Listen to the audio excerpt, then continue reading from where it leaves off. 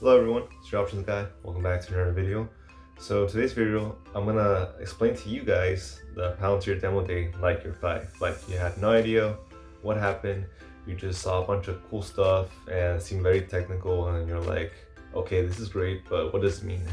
So I'm gonna break it down to you guys and exactly kind of like step by step of the 3 different parts of Palantir and what it means, and basically why you should keep throwing more money into Palantir, why I think it's gonna keep going up, and all that good stuff. Okay, first let's talk about Foundry. So Foundry, I think a lot of people who are watching the demo day, or if you didn't watch demo day, they're explaining Foundry, and then they're like, "Oh, this is kind of cool," and they didn't really think much of it. So Foundry is actually really advanced. It's highly up there in the analytics type of software.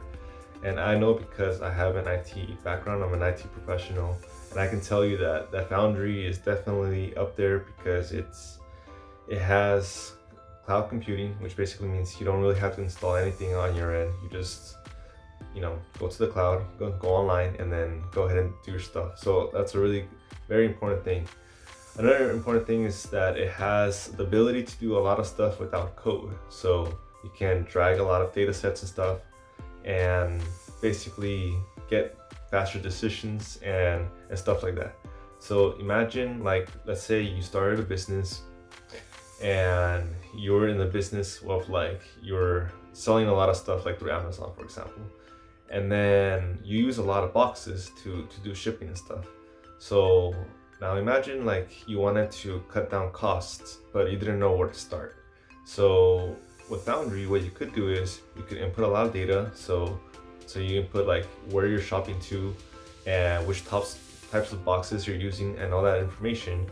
And with Foundry, you would be able to figure out, okay, if you use this box for this country, or if you bulk order these types of boxes for this country and stuff like that, it would actually be able to save you money because it would help you make decisions on like which boxes to use, so that way you overall would cut down cost and get the right boxes. That's just like a quick example, but basically Foundry allows you to do that. So Foundry allows you to put in a bunch of data, and then with that data you're able to make smart decisions of like where your money's going and how to cut down cost, and basically just increase your revenues and stuff like that. So that's why Foundry is it's good, it's important.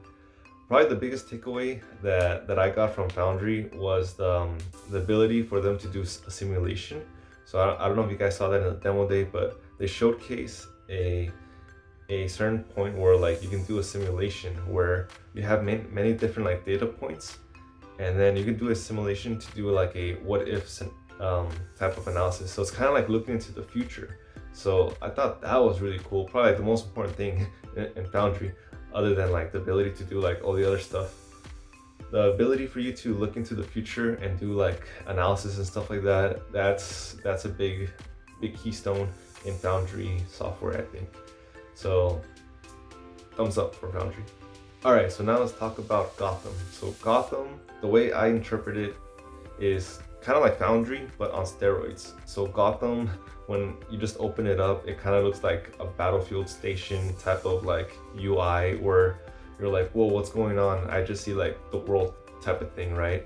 So Gotham has pretty much what Foundry has, but the biggest thing about Gotham is that it has more data, like thousands of more data than Foundry in types of use cases. So for example, Gotham can have data coming from people inputting data. It can have data from sensors, from satellites, from like other types of data that you wouldn't imagine you can get. So Gotham is crazy. It's far more advanced. It has AI and all that stuff, and it's used by the government for specific reasons because I feel like it has a lot more security in place and a lot of sensitive material, right? So Gotham is definitely like I would compare it to Foundry, but like on steroids, and it's really good that the United States is like heavily invested in Gotham. So that just showcases more why you should probably invest in Palantir. Okay, so lastly, let's talk about Apollo. So at first I was like, okay, what is Apollo? Like, we already have Foundry for the commercial side, we already have Gotham for the government side. Where does Apollo come into this? So Apollo is actually really important. Apollo is basically it's kind of like the back process of making everything work. So think of Foundry as like the outside of the car and Apollo as like the engine. So without Apollo, it would like be really hard for Palantir software to have updates and have like easy installation and all that stuff. You know, you would have to be doing it manually, like from your computer, or have someone come in. Whereas Apollo, it just gives you like that ability to continuous upgrade and stuff like that, like all online through the cloud, and it just keeps all the software together and keeps improving it. So that's basically where Apollo comes in, and that's really good because there's not that much software out there that does data analytics like Palantir that has these types of three things like Gotham, Foundry, and Apollo, especially in the cloud. So it just showcases that Palantir is definitely up there in top tier wise with analytics software type of companies. So overall, I give the demo presentation a thumbs up. I think it was good. I did see the price, stock price dip a little bit after hours, and that's kind of like expected, especially with like the hype kind of going away. But I definitely think that even with the stock price now, if you're a long-term investor, I think you're fine. Even if you're getting in at these prices, definitely good. If you're an options person and we had expiration till this weekend, probably watch out. Be a little bit more careful with you.